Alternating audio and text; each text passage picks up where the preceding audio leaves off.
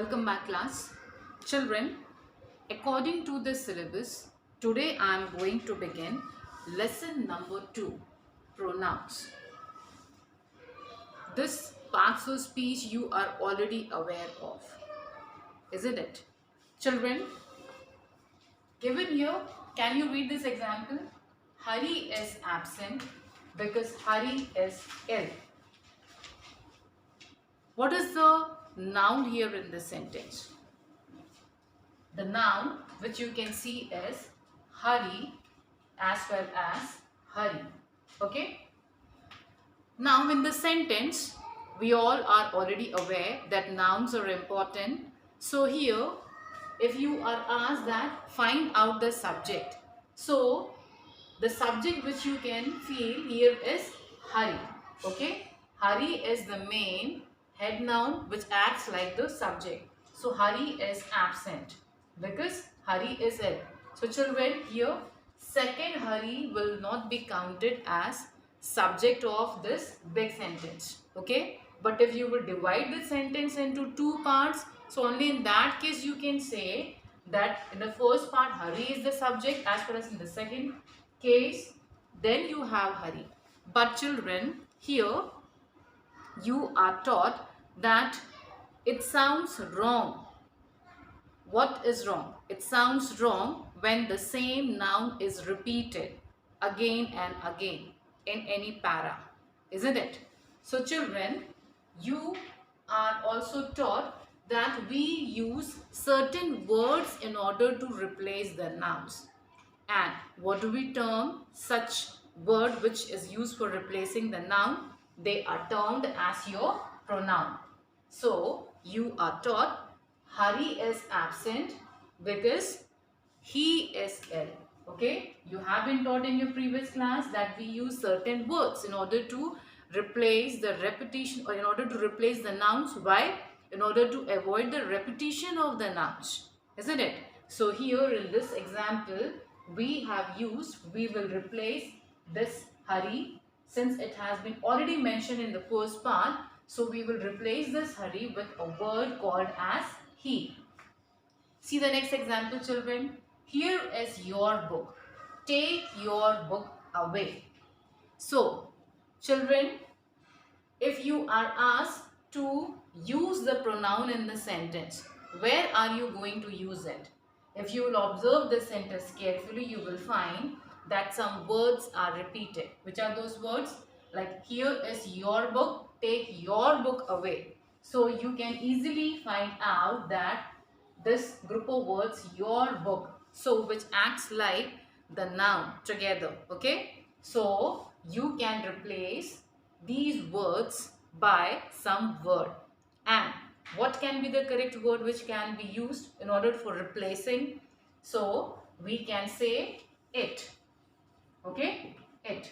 So here is your book, take it away.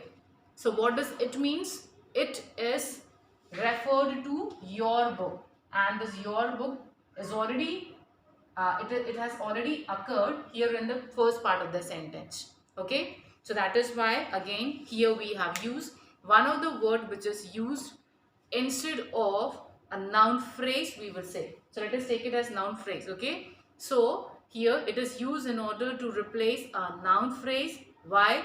So that repetition can be avoided, because it doesn't sound correct.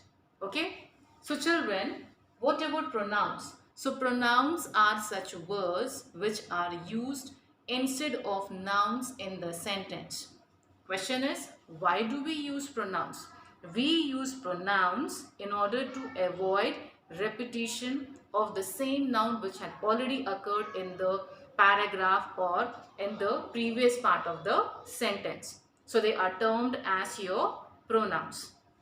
As you can see in your book, children, page number 12. Page number 12, pronoun, this lesson, it begins with an exercise. This exercise is very easy to be solved. I want you to do this exercise as your homework, and you won't find it difficult. Given below that exercise, children, you will see a definition is given. A pronoun is a word that can replace the noun without requiring any other change in the context or sentence. And there is one example also.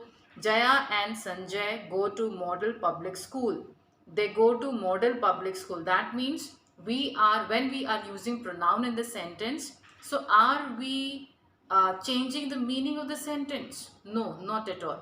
We are simply replacing the nouns which are required to be omitted, okay, because that doesn't sound, the user doesn't sound correct to repeat again and again, and the rest of the sentence, it remains same. That means the meaning remains unaffected. Okay, talking about the kinds of noun, as you can see the next topic, children, there are many words which are used as pronoun. In your previous classes, you must have been taught that pronouns like I, me, us, they, you, he, she, it, them, their, your, our, theirs. So like this way we have variety of pronouns. So in this class also we are going to study kinds of pronouns one by one. The very first kind which you will see is your personal pronouns. Okay, personal pronouns. Here you can see I have already drawn a table. Okay, this table is already mentioned in your book. So that table I am going to discuss in detail. What do you understand by personal pronouns? So personal pronouns, they are used for, that means when we are using for a personal purpose. Personal purpose, that means they are used for denoting persons.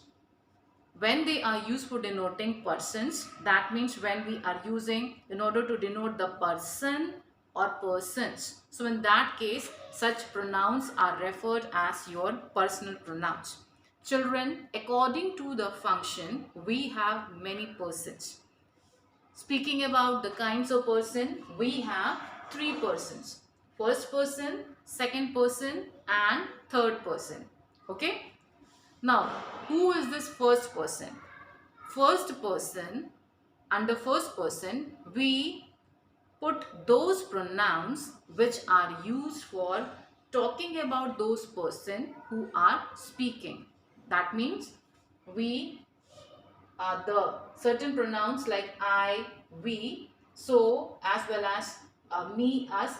So they are used. They are used under your first person. That means they are referred to such person who are speaking. They denote the person or persons speaking. So they fall under your first person. What about the second person, children? Second person, they are used, or when they are such pronouns which are used for the person spoken to. Okay, for example, I am speaking to you. I am the speaker, you are the listener. So you are the listener. So that means such pronouns which fall under the category of listeners, so they come under your second person. Talking about the third person, children, third person are the person spoken of when we are talking about somebody else. Okay, I am speaker, you are listener, and when we both are talker and the speaker and the listener, when we are talking about somebody else, so in that case, children, whichever pronoun will be used, so they fall under your third person. Okay, so as you can see here, we have some pronouns which are categorized under your third person. So here you can see in this table, first person mentioned in blue color, second with red, and the third with black. Okay, as well as you can also see it is the similar table given in your book. So it is also subdivided into singular and plural here. So talking about the first person, singular and plural, we have I, we, as well as me, us. Next, singular plural, in the second person we have you and you here. Next is your he, she, it, they, him, her, it, them. So they fall under your third person. Now, question is that why this table is divided like this way? Singular, plural, here this part is mentioned, and the next one singular, plural, again I have referred, but this time the pronouns are used differently. Okay, why is the reason? The reason is that, children, we are again going to subdivide into your subject pronoun and object pronoun, as I have mentioned here. Okay, subject pronouns and object pronouns. So children, here you will see the pronouns I, we, you, he, she, it. So that means such pronouns which fall under this column: I, we, you, he, she, it, they. So they are termed as they fall under your subject pronouns. Why subject pronouns? Because when they are used in the sentence, children, so they do the action. So that means they are the doers of the action mentioned or spoken in the sentence. So let me give an example. I'm taking the word write. Okay, W-R-I-T, write. Suppose I write a letter. Who is the doer? I. We write a letter. Who is the doer? I.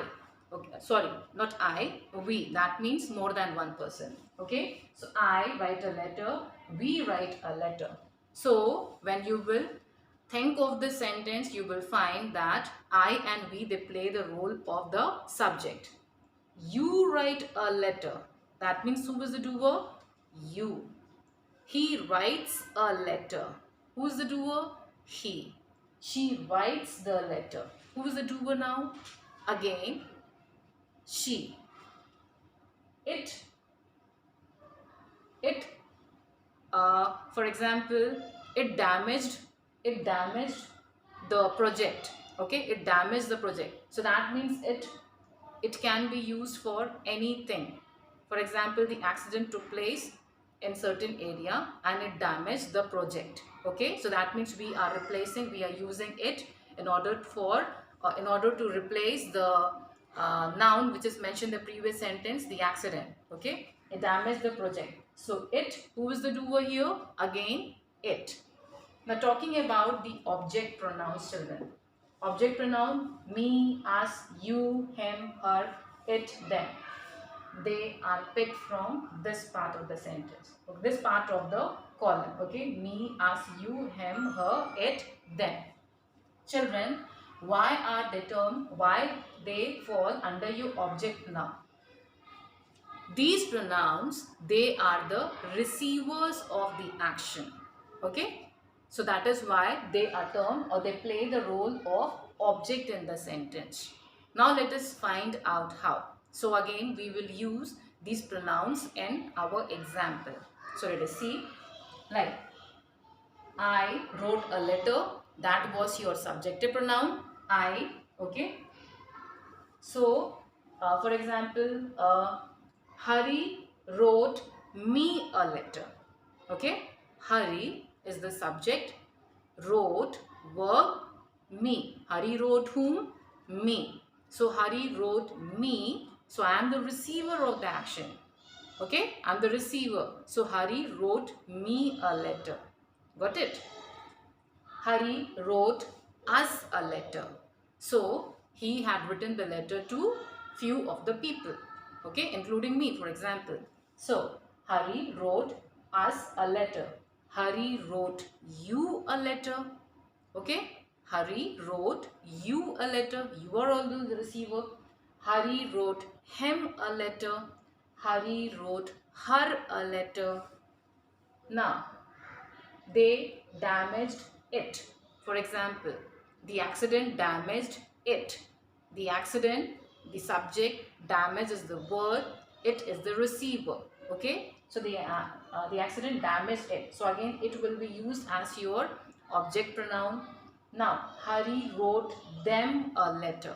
Okay, so who is the receiver right now? Them. So like this way, children, we have personal pronouns which fall under your first person. First person means the speakers. Okay, here I, we. Second person, you. Now you, children, here in first person we have the singular pronoun I.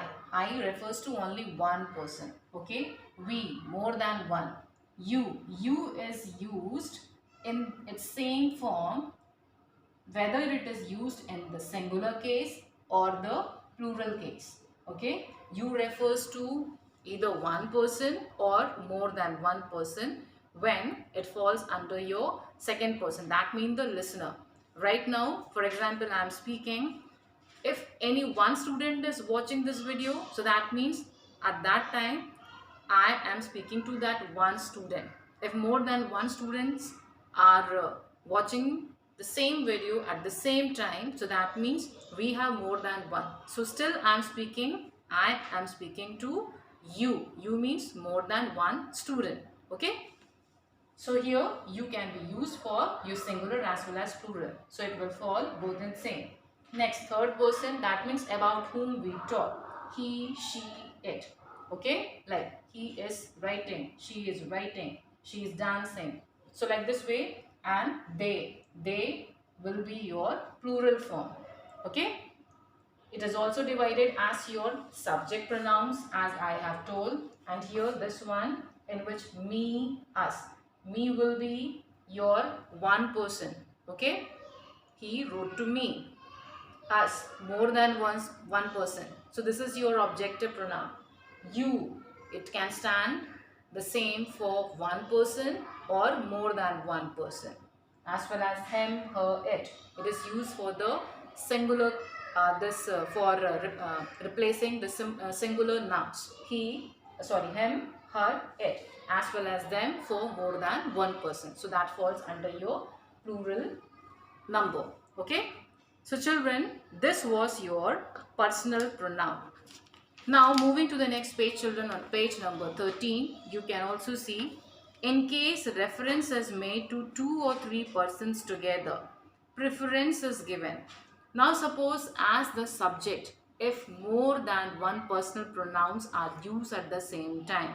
So now the question arises that which pronoun should be placed at the initial place and which one at the next place. So there are certain rules which let us consider it as good manners.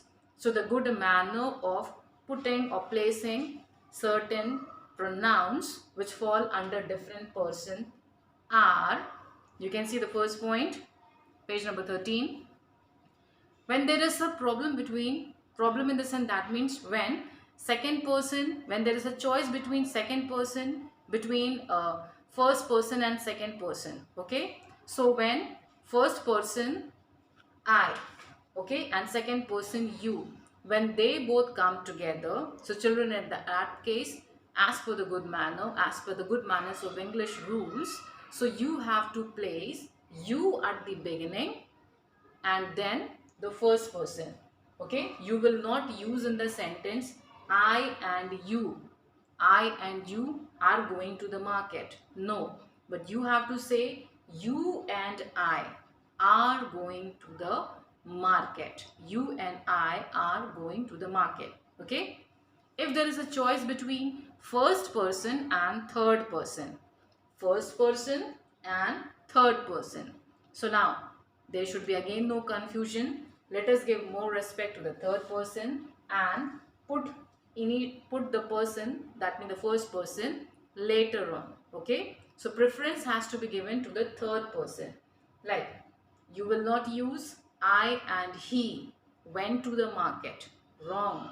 You have to say he and I went to the market. She and I went to the market. Okay. So like this way there will be no confusion. So please stick to this rule. Next, if there is a choice between second person and third person, okay, now which one to place? Are we supposed to place the second person at the initial position and or third person pronouns in the initial position? So again, as per the rule here, children, you have to place second person you at the initial position. So you have to say you and he went to the market. Okay, you and she are going to the market. So like this way, you will not say he and you or she and you. That will be wrong. Okay, I'm still repeating, you have to stick to this rule. Children, I hope that preference, or when there is a choice between any two person which comes together at the subject position, so there should be no confusion. Stick to these rules and then it will be easy for you to write the correct answer. Okay, that is grammatically correct in your English 1. Based on this knowledge, next you have exercise B. So exercise B also, try to do it as your homework. Okay, exercise B, try to do it as your homework. Today I will not give any attachment. Already I have given two attachments in the previous 2 days. So today's homework are exercise A and exercise B, which you will try to do it by your own after reading the lesson. So children, let us meet in the next English 1 class. Till then, take care.